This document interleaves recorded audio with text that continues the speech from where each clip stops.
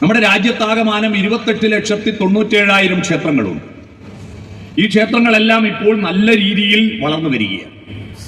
പണ്ട് ദാരിദ്ര്യമുണ്ടായിരുന്ന കാലഘട്ടത്തിൽ അന്തിത്തിരി കത്തിക്കുവാനുള്ള വരുമാനമില്ലാത്ത, മനുഷ്യന്റെ ഭാഷയിൽ പറഞ്ഞാൽ BPL ലിസ്റ്റിൽപ്പെട്ട എത്രയോ അമ്പലങ്ങൾ ഉണ്ടായിരുന്നു. ഇന്നൊരമ്പലവുമില്ല അങ്ങനെ BPL ലിസ്റ്റിൽപ്പെട്ടത്.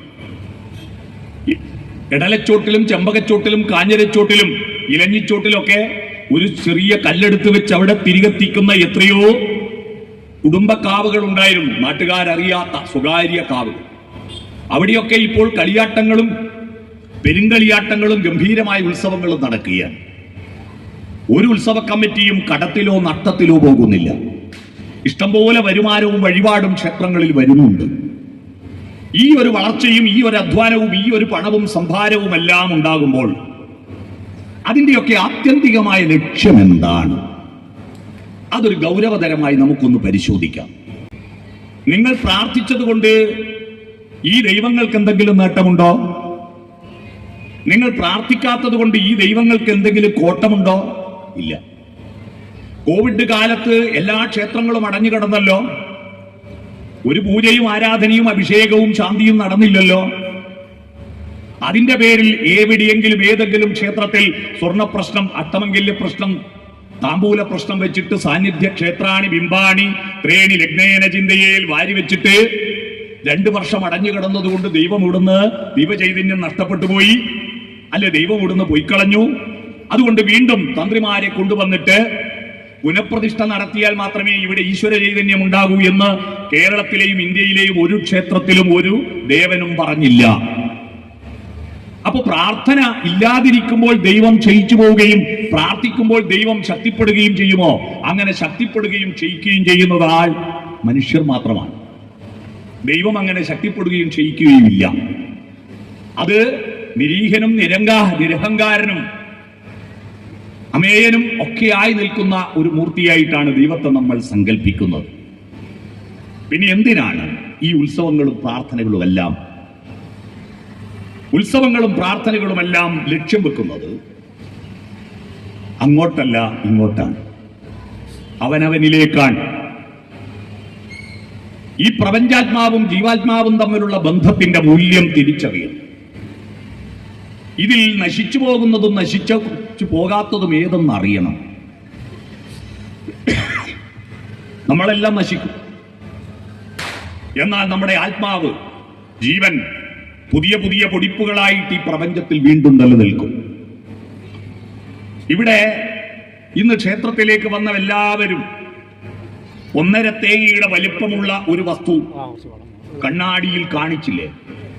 1.5 തേങ്ങയുടെ വലിപ്പമുള്ള ഒരു വസ്തു കുളിച്ചതിന് ശേഷം കണ്ണാടിയുടെ മുമ്പിൽ പോയി കാണിച്ചിട്ട് അതിന്റെ മേലെയുള്ള മുടി ചീകിയില്ലേ? പൊട്ട് തൊട്ടില്ലേ? പൗഡർ ഇട്ടില്ലേ? ഒന്ന് ചിരിച്ചു കാണിച്ചില്ലേ? എങ്ങനെയുണ്ട് ഞാനൊന്ന് സ്വയം വിലയിരുത്തിയില്ലേ? ആ വസ്തു നിങ്ങളുടെ തല. ആ തല 100 കൊല്ലം കഴിഞ്ഞാൽ എവിടെ ഉണ്ടാവും? ആലോചിച്ച് നോക്കൂ. 100 എന്ന് പറഞ്ഞിട്ട് വലിയ പ്രതീക്ഷയൊന്നും വെക്കണ്ട കേട്ടോ. ചെറിയ കുട്ടികളൊക്കെ ഉണ്ട് അവിടെ ഇവിടെ, അതുകൊണ്ടാ 100 എന്ന് ഞാൻ പറഞ്ഞു. 50ഉം 60ഉം കഴിഞ്ഞാൽ ഇനിയും 100 നിൽക്കുമെന്ന് ലഡുപൊട്ടണ്ട. 100 കൊല്ലം കഴിഞ്ഞാൽ ഈ തല തിലകം ചാർത്തി ചിരിയുമഴകായി പല നാൾ പോറ്റിയ പുണ്യശിരസേ ഉലകം വെല്ലാൻ ഉഴറിയ നീയോ വിലപിടിയാതൊരു തലയോടായി മാറൂലേ? ശിവൻ തന്റെ കയ്യിലേന്തിയിരിക്കുന്ന കപാലം, ശിവന്റെ കയ്യിൽ ഒരു കപാലമുണ്ട്. ആ കപാലം എന്താണെന്നറിയുമോ? ഭക്തജനങ്ങളോട് പറയുകയാണ്, നീയും ഇതുപോലും, ഞാൻ സംഹാരമൂർത്തിയാണ്, എന്റെ അടുത്തു വരുന്നതോടുകൂടി നീയും ഇതുപോലൊരു കപാലമാകുമെന്ന് ബോധ്യപ്പെടുത്താൻ. ലോകം കീഴടക്കിയ അലക്സാണ്ടർ ചക്രവർത്തി അവസാനം മരണമുറപ്പായപ്പോൾ നാട്ടിലേക്ക് തിരിച്ചു പോകുമ്പോൾ തന്റെ മന്ത്രിമാരോട് പറഞ്ഞു, പോകുന്ന വഴിയിൽ ഞാൻ മരണപ്പെട്ടാൽ എന്റെ ശവപ്പെട്ടിക്ക് 2 ദ്വാരങ്ങൾ 2 സൈഡിലും വെക്കണം, എന്റെ 2 കൈകളും പുറത്തേക്കിടണം. എന്തിനാണതെന്ന് മന്ത്രിമാർ ചോദിച്ചപ്പോൾ പറഞ്ഞു, ലോകം കീഴടക്കി അലക്സാണ്ടർ ദി ഗ്രേറ്റ് ചക്രവർത്തിയും വെറും കയ്യോടെയാ പോകുന്നത് എന്ന് നാട്ടുകാർ ബോധ്യപ്പെടാൻ വേണ്ടിയിട്ടാണ്. ഇത് തലയോടാവും. ഈ സത്യം തിരിച്ചറിയാൻ നമ്മൾ എന്ത് വേണം? നമ്മളൊരു സ്കൂളിൽ പഠിക്കാൻ. ഏത് സ്കൂളാ? ആ സ്കൂളിന്റെ പേര് ഈ പാട്ടിന്റെ തുടക്കം. ഞാനിപ്പോ പാടിയ ഒരു പാട്ടിലെ വരിയ കമുകര പുരുഷോത്തമൻ പാടിയ പാട്ട്. രാജാ ഹരിശ്ചന്ദ്ര സിനിമയിൽ ചുടലകാക്കുന്ന ഹരിശ്ചന്ദ്രനെ അവതരിപ്പിച്ചുകൊണ്ട് തിക്കുറിശിയാണ് അതിൽ അഭിനയിച്ചത്. ആ പാട്ട് ഏത് സ്കൂളിലാണ് നമ്മൾ പഠിക്കേണ്ടത് എന്ന് പറയുന്നു. ആ സ്കൂളിന്റെ പേര് ആ പാട്ടിന്റെ പേര് ആത്മവിദ്യാലയമേ അവനീലാത്മവിദ്യാലയമേ.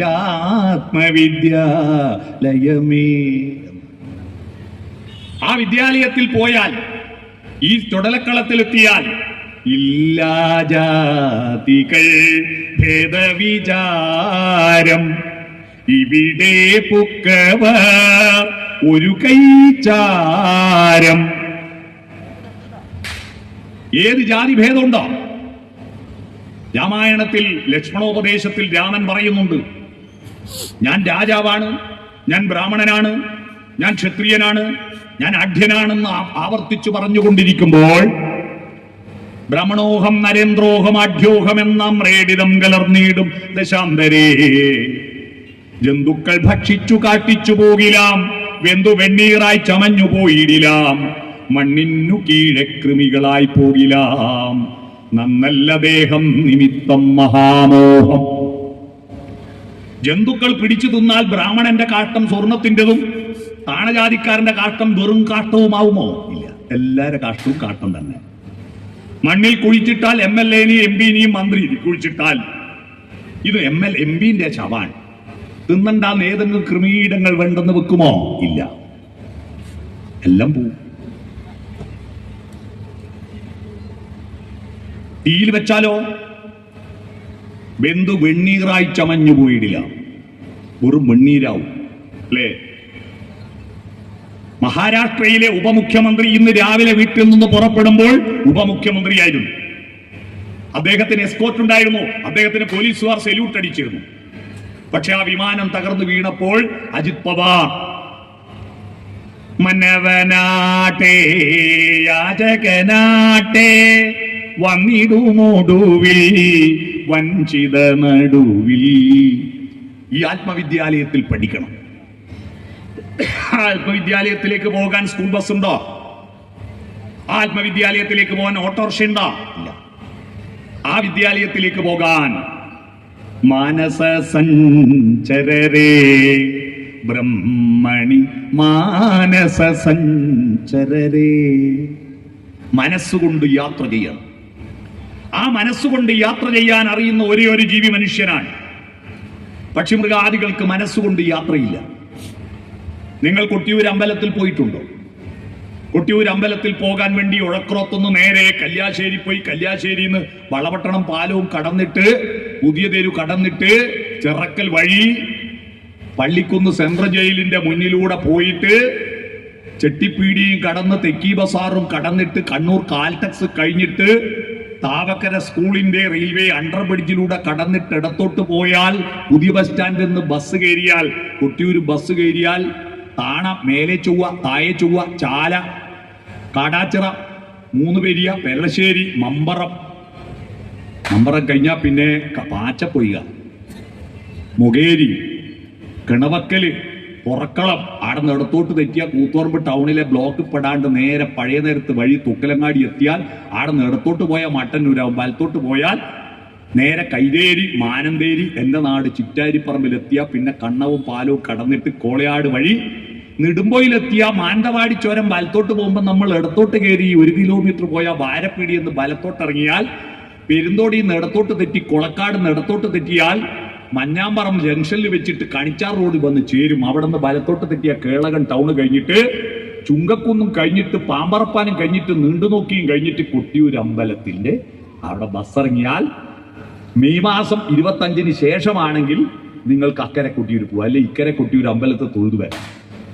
മെയ് മാസം 25 കഴിച്ചിട്ടാണെങ്കിൽ നിങ്ങൾക്ക് പുഴയും കടന്ന് പുഴയിൽ മുങ്ങി വലിയ കല്ലുമ്മ ചെറിയ കല്ലെടുത്ത് വരച്ച് അതിലുണ്ടാകുന്ന ആ തയ്ച്ചിട്ടുണ്ടായത് നെറ്റിക്ക് തൊട്ടിട്ട് കൊട്ടിയൂര് മണിത്തറയുടെ ചുറ്റുവട്ടം വെള്ളത്തിലൂടെ ചുറ്റിയിട്ട് തിരിച്ചു വരാം. എടാ 1.5 തേങ്ങ എന്റെ വലുപ്പമുള്ള ഈ തലേന്റെ ഉള്ളിൽ കൊട്ടിയൂര് വരെ കൊണ്ടില്ലേ? ഒരു ഉറുപ്യ ചെലവില്ലാതെ കൊട്ടിയൂര് പോയോ നിങ്ങളെല്ലാവരും? ഇത് പക്ഷിമൃഗാദികൾക്ക് കഴിയില്ല. ഇതാണ് മാനസ സഞ്ചരരേ. മനസ്സ് വലുതായോ? കൊട്ടിയൂര് പോയ നിങ്ങളെല്ലാം തിരിച്ച് വീണ്ടും ഉഴക്രോത്തെത്തിയില്ലേ? വിമാനത്തിനാവോ ഇത്ര സ്പീഡ് പോയിട്ട് വരാൻ? ഇല്ല. ഈ സാധ്യതയെ ഉപയോഗപ്പെടുത്തുന്നവനാ മനുഷ്യൻ, അല്ലാതെ ഇതിന്റെ വലുപ്പമല്ല. ഇതിന്റെ വലുപ്പമാണ്. നമ്മുടെ ശരീരത്തിൽ ഏറ്റവും പ്രധാനപ്പെട്ട അവയവം ഏതാണെന്ന് പ്രകൃതി നമ്മളോട് പറയുന്നുണ്ട്. എങ്ങനെ? ഏറ്റവും പ്രധാനപ്പെട്ട അവയവത്തിനാണ് ഏറ്റവും ഉറപ്പുള്ള എല്ല് കൊണ്ട് പൊതിഞ്ഞിരിക്കുന്നത്. ശരീരത്തിൽ ഏറ്റവും ഉറപ്പുള്ള എല്ല് തലയൊട്ടിയാണ്. അതിൻ്റെ ഉള്ളിൽ പൊതിഞ്ഞു വെച്ചിരിക്കുന്ന ആ ബുദ്ധിയില്ലേ, ആ തലച്ചോറില്ലേ, അതാണ് ഏറ്റവും പ്രധാനം. ഏറ്റവും അപ്രധാനമായ അവയവം ഏതാണെന്ന് അറിയാമോ? എല്ലേ ഇല്ലാതെ വെറും ഇറച്ചി മാത്രമാക്കി വെച്ചിരിക്കുന്ന വയറ് ഏറ്റവും അപ്രധാനമായ അവയവമാണ്. ആ വയറ് ആരും എടുക്കില്ല. നമ്മള് മത്സ്യം മുറിക്കുമ്പോഴും ഇറച്ചി വെട്ടുമ്പോഴും ബാക്കിയുള്ള അവയവമല്ലാതെ ഇതാരും എടുക്കില്ല. അത് എടുത്ത് പുറത്തു കളിയും. അത് അപ്രധാനമാണ്. എന്നാൽ ഇപ്പൊ അടുത്ത കാലത്ത് ചില മനുഷ്യർ ഇതിനേക്കാൾ പ്രധാനം ഇതിന് പ്രാധാന്യം കൊടുക്കുന്നു, ഇല്ലേ? ഞാനൊരു ഉദാഹരണം പറയാം. പല ക്ഷേത്രങ്ങളിലും ഭാഗവത സപ്താഹവും നവാഹവും ഒക്കെ നടക്കാറുണ്ട്, ഇല്ലേ? അങ്ങനെ നടക്കുമ്പോ അവിടെ പുരാണ കഥകളെ പറ്റിയും അതിന്റെ വ്യാഖ്യാനങ്ങളും ഒക്കെ ഒരാൾ പറയുന്നുണ്ടാവും. വേറെ ഒരു പണിയില്ലാത്തൊരു 10-100 ആള് മുമ്പിൽ ഇരിക്കുന്നുണ്ടാവും. എന്നാ ഉച്ചക്ക് 1 മണിക്ക് നിങ്ങൾ അവിടെ പോയി നോക്കുക, അപ്പുറത്ത് ദൂരെ ഒരു ക്യൂ രൂപപ്പെട്ടിട്ടുണ്ടാവും. അവിടെ ഇതിലേക്ക് ഭക്ഷണം നടക്കുന്ന ഭോജനശാല ഉണർന്നു കഴിയുമ്പോഴേക്ക് ക്യൂ നിൽക്കും. അവിടെ പോയി തിന്നിട്ട് ഇതാരാ വായിക്കുന്നതെന്ന് വരെ നോക്കാണ്ട് അതിലെന്നെ പോവുകയും ചെയ്യും, അല്ലേ? അപ്പൊ മനുഷ്യൻ എപ്പോഴാ മനുഷ്യനാവുന്നത്? ജഡിനി മൂണ്ടിലും ചിതകേശ കാഷായാംബര ബഹുകൃതവേഷ സത്യർനപിതന പശ്യതി മൂഢ ഉദരനിമിത്തം ബഹുകൃതവേഷം ഭജ ഗോവിന്ദം ഭജ ഗോവിന്ദം ഗോവിന്ദം ഭജ മൂഢമതേ എന്ന ശങ്കരാചാര്യരുടെ കൃതിയാണ്. മനുഷ്യനായത് എപ്പോഴാണ്? പക്ഷിമൃഗാദികളെ പോലെ ശരീരം കിട്ടിയത് കൊണ്ടല്ല. പക്ഷികൾക്ക് 2 കണ്ണ്, നമുക്കും 2 കണ്ണ്. പക്ഷികൾക്ക് 2 കാത്, മൃഗങ്ങൾക്ക് 2 കാത്, നമുക്കും 2 കാത്. മൃഗങ്ങൾക്ക് ചോരക്ക് നിറം ചുവപ്പ്, നമുക്ക് ചോരക്ക് നിറം ചുവപ്പ്. മൃഗങ്ങൾക്ക് എല്ലിന്റെ നിറം വെളുപ്പ്, നമുക്ക് എല്ലിന്റെ നിറം വെളുപ്പ്. മൃഗങ്ങൾ ശ്വസിക്കുന്ന ഓക്സിജൻ, നമ്മൾ ശ്വസിക്കുന്ന ഓക്സിജൻ. മൃഗങ്ങൾ പുറത്തേക്ക് വിടുന്ന കാർബൺ ഡൈ ഓക്സൈഡ്, നമ്മൾ പുറത്തു വിടുന്നതും കാർബൺ ഡൈ ഓക്സൈഡ്. അങ്ങനെ പ്രകൃതിയുടെ കണ്ണിൽ നമ്മളെല്ലാം ഒരു മൃഗമാണ്. പിന്നെ എങ്ങനെയാണ് നമ്മൾ വ്യത്യസ്തരായത്? മൃഗങ്ങൾക്ക് 4 കാലും നമുക്ക് 2 കാലും ആയതുകൊണ്ടാണോ? അല്ല, നമുക്കും 4 കാല. ഇവിടെ ഇല്ല. ഏതെങ്കിലും ആൾ ആദ്യം തന്നെ 2 കാലിൽ നടന്നതിന്റെ തെളിവ് തന്ന 2000 ഉറുപ്പിക ഞാനിപ്പോ തരും. ആദ്യം തന്നെ 2 കാലിൽ നടന്നവരുണ്ടോ? നമ്മളെല്ലാം തന്നെ ആദ്യം 4 കാലിലാണ് നടന്ന്, പിന്നീട് അഭ്യാസം പഠിച്ചിട്ട് ജംബോ സർക്കസിൽ ആന നടക്കും പോലെ പല കുറി വീഴുമ്പോൾ നടക്കാൻ പഠിച്ചതല്ലേ? 2 കാലം ഒന്ന് നോക്കി കൈയാക്കിയതാ. 4 കാല എല്ലാത്തിനും. നിങ്ങളിരിക്കുന്ന കസേരക്കും മേശക്കും ബെഞ്ചിനും ഡെസ്കിനും 4 കാല. 1 കാല് 4-1. 4-1 കണക്കിന്റെ മാഷ് പഠിപ്പിച്ച് 1/4 എന്നാ. 1/4 കാലെന്ന് പറയാ. കാലിന് പേര് വന്ന് 1/4 കൊണ്ടാ. കാലും കൂട്ടുമ്പല്ലേ അര. ഇത് എന്റെ ഒരു കാല്, കൂട്ടണം മറ്റേ കാല്, ഇതല്ലേ അര. നമ്മളും 4 കാലിയാ. നമ്മൾ വാലില്ലാത്തത് കൊണ്ടാണോ മനുഷ്യനായത്? ചിമ്പൻസി, ഒറാങ്കുട്ടൻ, ഗോറില്ല, ഇതിനൊന്നും പാലില്ല. അതിന്റെ ലേറ്റസ്റ്റ് വേർഷൻ ആയതുകൊണ്ട് നമുക്കും പാലില്ല. അത്രയേ ഉള്ളൂ. പാലില്ലാത്തതുകൊണ്ടല്ല മനുഷ്യനായത്. മനുഷ്യനായത് എപ്പോഴാണ്? മാനസ സഞ്ചരരേ, മനസ്സുകൊണ്ട് യാത്ര ചെയ്യണം.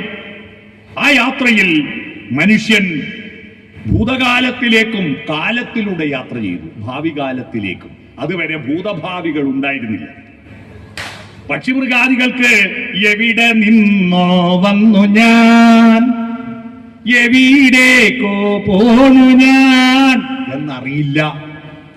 അവർക്ക് വർത്തമാനകാലമേ ഉള്ളൂ, പ്രസന്റ് കണ്ടിന്യൂസ് ടെൻസേ ഉള്ളൂ. പക്ഷിമൃഗാദികൾക്ക് ഭൂതകാലമില്ല, ചരിത്രബോധമില്ല. കല്യാശ്ശേരി പഞ്ചായത്തിന്റെ ചരിത്രം 1990 ജാനകി ടീച്ചറുടെ കാലഘട്ടത്തിൽ പ്രസിഡന്റായിരുന്നപ്പോൾ ജനകീയാസൂത്രണ പരിപാടിക്ക് കേരളത്തിന് മാതൃകയായി തുടക്കം കുറിച്ച പഞ്ചായത്താണിത് എന്ന് അന്ന് വിതരണം ചെയ്ത ഏതെങ്കിലും പശുവിനും പട്ടിക്കും പൂച്ചക്കും അറിയാവോ ഇത് കല്യാശ്ശേരി പഞ്ചായത്താണെന്ന്? ഇല്ല. നമുക്ക് ചരിത്രബോധമുണ്ട്. നമുക്ക് കല്യാശ്ശേരിയിലെ സ്വാതന്ത്ര്യ സമര സേനാനികളെ അറിയാം. കേരളത്തിലെ സരസനായ ഒരു മുഖ്യമന്ത്രി നമ്മുടെ വിദേശക്കാരനായിരുന്നു എന്നറിയാം, അല്ലേ? വിപ്ലവ പോരാളി KPR ഈ ദേശക്കാരനായിരുന്നു എന്നറിയാം. ചരിത്രബോധമുണ്ട്. നമുക്ക് ഭാവി കാലമുണ്ട്. എന്തു സംഭവിക്കും? നമ്മൾ വീടെടുക്കുന്നത്, നമ്മൾ തേക്ക് വാങ്ങുമ്പോ, പ്ലാവ് വാങ്ങുമ്പോ അതിൽ കാതല് മാത്രമായിട്ട് വെള്ളയില്ലാത്ത മരം നോക്കി വാങ്ങുന്നത് എന്തുകൊണ്ടാ? ഭാവി ബോധമുള്ളതുകൊണ്ടാ. ഒരു 4-5 കൊല്ലം കഴിഞ്ഞാലും ഈ വീട് നിൽക്കണം. അതുകൊണ്ട് വേഗം ഉറക്കുത്തി പോകാത്ത മരം തിരഞ്ഞെടുക്കുന്നത് എന്തുകൊണ്ടാ? ഒരുപാട് കാലം ഇനിയും ഉരുളും. ഈ കാലബോധമുണ്ടായപ്പോഴാണ് ഈ പ്രപഞ്ചം ഉണ്ടായതാണ്. ആദ്യമുണ്ടായത് എന്താ? ആദ്യം എന്നത് സംസ്കൃതത്തിൽ ആദ്യം എന്നതിന് എന്നാ പറയാ. പ്രൈമറി, പ്രധാനം, പ്രഥമം എന്നൊക്കെ കേട്ടിട്ടില്ലേ? ഉണ്ടായത് കൃതി. ആദ്യമുണ്ടായത് പ്രകൃതി. ആ പ്രകൃതി എന്തൊക്കെയാ ഉണ്ടായ? 5 എണ്ണം. 1 പദാർത്ഥം ഭൂമി, 2 വെള്ളം, 3 അഗ്നി, 4 വായു, 5 ആകാശം. ആകാശം എന്ന് പറഞ്ഞിട്ട് പ്രത്യേക ഒരു സ്ഥലമല്ല, മൊത്തം ആകാശ, സ്പേസ്. 5 എണ്ണം ആദ്യമുണ്ടായി. പൃഥ്വ്യപ്തേജോ വായു ആകാശങ്ങൾ ആദ്യമുണ്ടായ 5 എണ്ണം. പഞ്ചം എന്ന് പറഞ്ഞ 5. അതായി പ്രപഞ്ചം എന്ന് പറയുന്നത്. മനസ്സിലായോ? ആദ്യമുണ്ടായ 5 എണ്ണം. ആ ഉണ്ടായതാണെന്ന് വന്നപ്പോ ഉണ്ടാക്കിയത് ആരാന്നുള്ള ചിന്ത ഉണ്ടായി. ഉണ്ടാക്കിയവൻ ആരാ? ആദ്യം ചിന്തിച്ചത് അങ്ങ് ഇസ്രായേലിന്റെ പരിസരത്തുള്ള ആളുകൾ. അവര് ചിന്തിച്ചപ്പോ അവരുടെ ഭാഷ അന്ന് ഹീബ്രു ഭാഷയിൽ ഇതിനൊക്കെ കാരണക്കാരനായവൻ ആരാ?